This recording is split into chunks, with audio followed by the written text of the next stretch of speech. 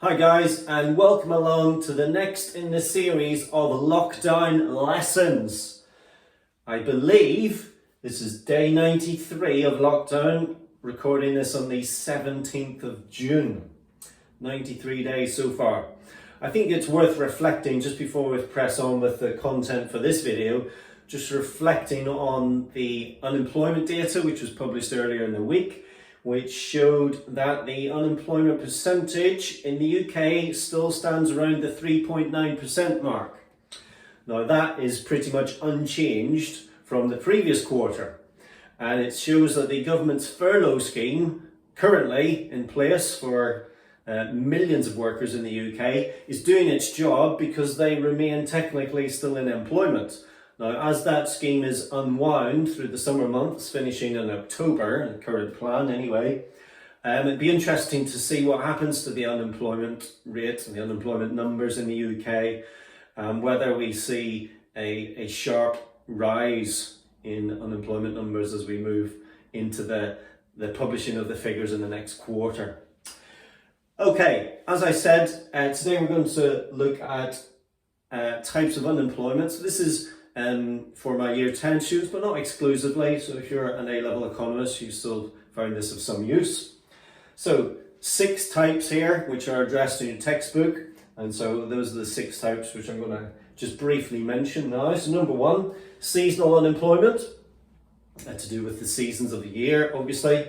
Traditionally associated with specific sectors of the economy: farming, tourism, retail, hospitality. And I'm sure all of you be able to think of your own examples of unemployment which arise due to certain upswings and downturns in the economy at particular times of the year. So tourism, obviously, hospitality in summer months, lots of demand, not so much during the winter months. So that's a fairly obvious one. I think one important thing to note there is, of course, that when you're looking at the unemployment data, most of the time it will be seasonally adjusted data. So it accounts for these kind of temporary upswings and downswings in the level of employment, so that you see the underlying trend, which is more likely to be to do with, say, changes in demand for labour, rather than just simply changes in season. Okay, number 2, frictional. So frictional unemployment, or search unemployment as it's sometimes referred to, and we're talking about people here who are in between jobs, searching for another job. Generally speaking, relatively short-term type of unemployment, maybe 6 months, something like that. And to give you an idea of the sort of numbers we're talking about, in the middle of 2019, there were about 800,000 people who were in this category. So 800,000 people who were unemployed, but they were searching for a new job. And of course, there are a number of reasons why you might be searching for a new job. So you might be a school leaver, you might be a university grad or something, you're searching for a new job. You might have taken a career break, now you're coming back to the labour market. Lots of women return to the labour market having taken time off to look after children. So, I'm sure you can familiarise yourselves and understand what we mean by that. And generally speaking, this type of unemployment, it does rise fairly rapidly post-recession. Now, we're probably in line for a big number in terms of recession in the UK economy, and it'd be interesting to see what that number is, and also what the government does in order to try and bring that down quite quickly. It did come down relatively quickly after the 2008 financial crash, because the government put all sorts of retraining programs in to try and bring that number down quickly. But yeah, that'll be one to keep your eyes peeled for. A third one, structural unemployment. So this tends to be a bit longer term, and it tends to be to do with the decline of a particular industry. So here we are in the northeast of England, I think sort of the 1970s and so on. We saw the start of the close of many of the mines, Arthur Scargill, Margaret Thatcher, and so on and so forth. But if a particular industry declines and people lose their jobs, they then find it very difficult to move into another sector, so they're occupationally immobile in that sense, because they don't have the skills.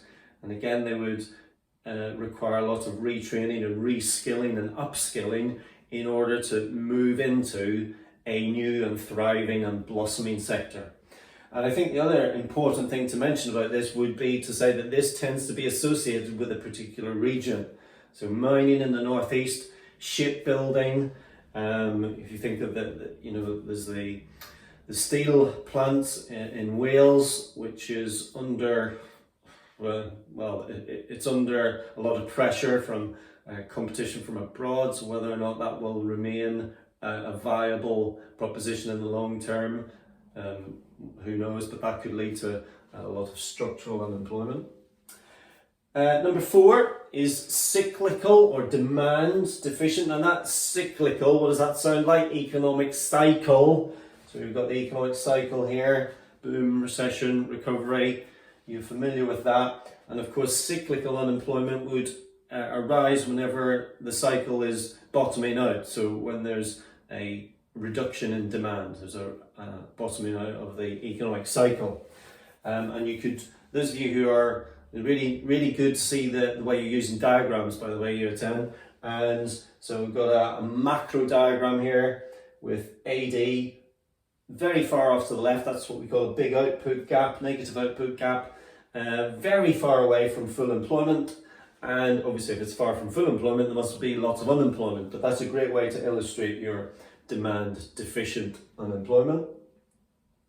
Number 5, voluntary unemployment. So this refers to people who voluntarily, this sort of opting out of employment and looking for a job, and has decided that it's not for them. And it could be to do with all manner of things, but one of the things could be kind of incentive effects as to whether or not it pays to work, make work pay, that type of thing.